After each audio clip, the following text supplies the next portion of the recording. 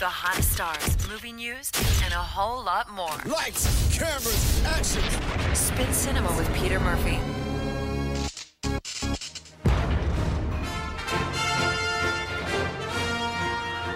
I wouldn't mind having the gun that Indiana Jones used to shoot that dude with all the swords. Remember in Indiana Jones? I wouldn't mind that gun, or obviously I'd take one of Indy's hats.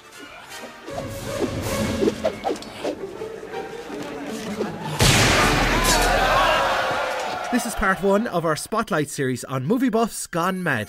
Do you recognise this sound by any chance?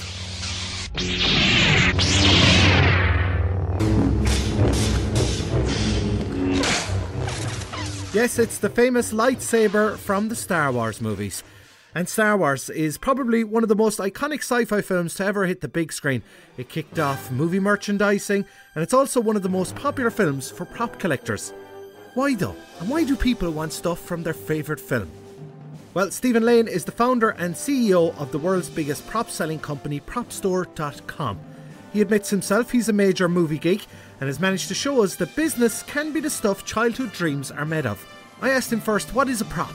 A prop is basically an asset, a physical asset, that has been used in a film production or television production.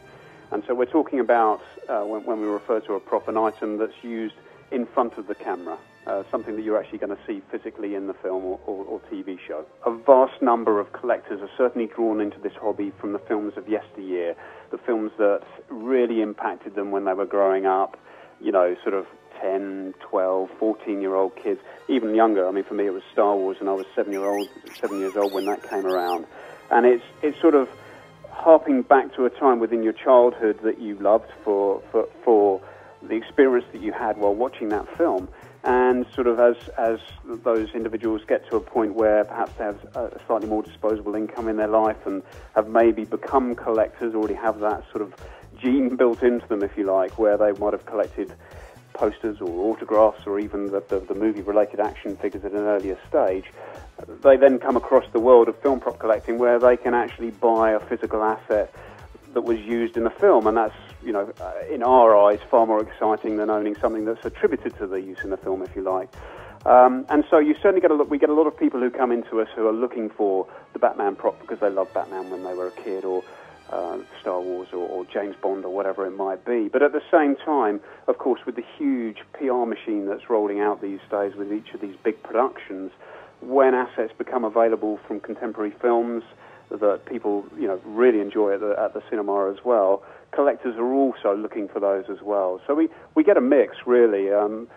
There are some collectors who love to acquire the next big thing, you know, and they're always on looking for the next exciting movie that they get drawn into.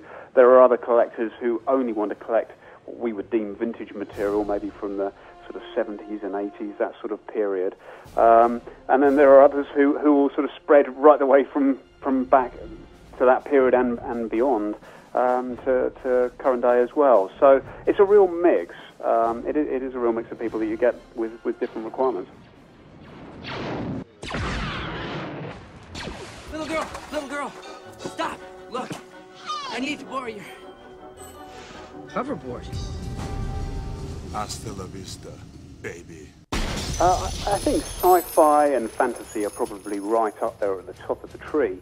But a lot of that is born out of the fact that a sci-fi and fantasy film by default has a lot of really interesting stuff built for it. And so, you know, you're looking at the eye candy there where you've got laser blasters, or you've got gadgets that light up, or you've got spacesuits and flamethrowers and whatever it might be. That stuff is great fun stuff for some people to look at and to own and to have in their collection. I think, you know, the James Bond, the action films will follow in closely behind those, and horror as well. That's a very, very collectible genre. Again, because the people who love horror films, the stuff that's made for horror films is right up their street. Severed heads, severed hands, body parts, you know, knives, axes, things like that. You know, it's that stuff again tells a story, and you can look at it. Whereas if you go to something like a contemporary love story, for example, you might be able to buy a jacket or a shirt worn by an actor, or, you know, the glasses he drunk out of, or the glasses he was wearing, or whatever it might be, which to some people, if they're, you know, very interested within that movie, then great, that's what they're looking for. But there are fewer people looking for that just because it doesn't tell that same story. Do actors in films like Star Wars get to keep some of the props they used? I asked Jeremy Bulloch, who plays Boba Fett in the first Star Wars films, that very question. No, I didn't. I wish I was a thief, because I probably would have taken a pair of gloves or boots back home with me on the last day of the shoot. But that's not in my nature to do that. If I had an original piece, let's say the original helmet, you could, you know, if suddenly you're thinking, well, I'm not getting a lot of work at the moment, right, I'm going to sell the helmet, and I'm sure it would come up for an awful lot of money. I've got some little, not when I say trinkets, I've got a few things that I bought because I quite like them, Boba Fett stuff. You know, some artist work, and we've swapped things. And, you know, I've got a few bits and pieces, but nothing like certain people who've, hundreds of thousands of pounds. They've collected stuff over the years. And there's some really lovely pieces. But if you have an original piece, I would suggest to people to hang on to it. So is there a movie prop, gadget, costume, or even a movie car that you'd love to own? Well, that's what we asked today's guests, Star Wars actor Jeremy Bulloch, prop store CEO Stephen Lane, but first Hancock and Battleship director Peter Berg. That's a good question. I wouldn't mind having the gun that Indiana Jones used to shoot that dude with all the swords. Remember in Indiana Jones? Yeah. That would be cool. I wouldn't mind that gun, or obviously I'd take one of Indy's hats.